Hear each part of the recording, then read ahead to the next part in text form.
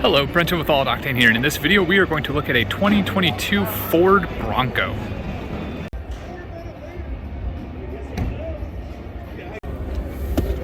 Alright, so now I'm hopping in a full-size Ford Bronco.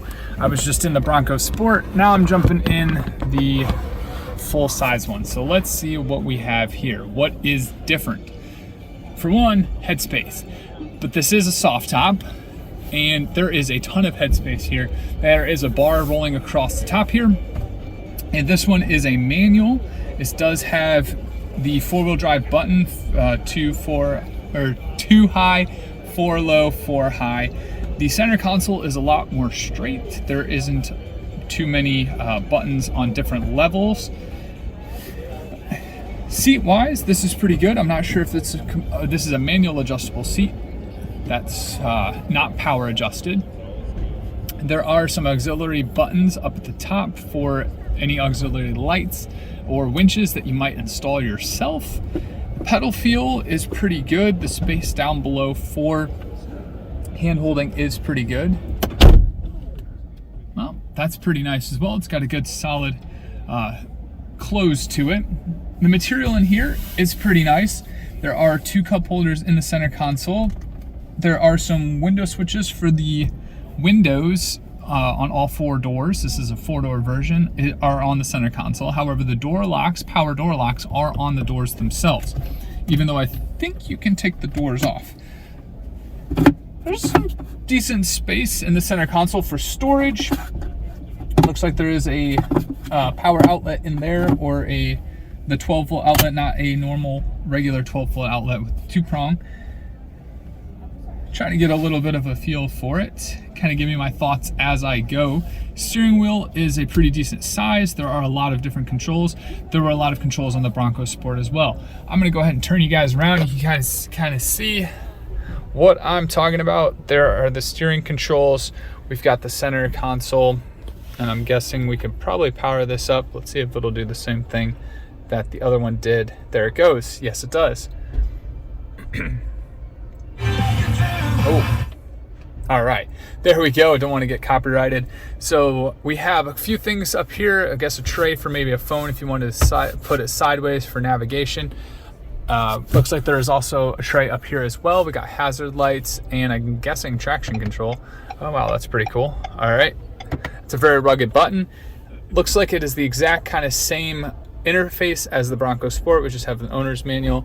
Some nice buttons. As I said, they are covered in rubber, so it has a very good feel to them. Here is a little bit of the top there. You can see that bar as I was mentioning coming across. So what I'm going to do now is let's go hop in the back and see what we have there.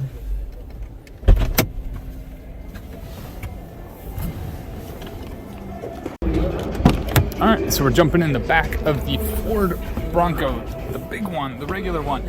Oh my goodness, I don't even know if I can get in here. What in the world? As you guys saw, I was able to sit comfortably in the back, or in the front there. I guess the seat is all the way back. Oh my goodness. I don't know, I don't fit. I definitely do not fit. Here we go. The headspace is atrocious, because my head is almost right on the bar because I cannot have any leg room. The front seat would have to go forward. So I'm gonna try to jump around to the passenger side. That seat is up a little farther and we'll see how that goes. The storage space is kind of nice. We'll get that in just a second. All right, so that's a little better. There's a little more space in the passenger side, but it's still very, very tight for a 6'4" person. That is not gonna happen too well. It's very just utilitarian. Looks like they've got a couple of different things in the center console to utilize, but let's head to the back.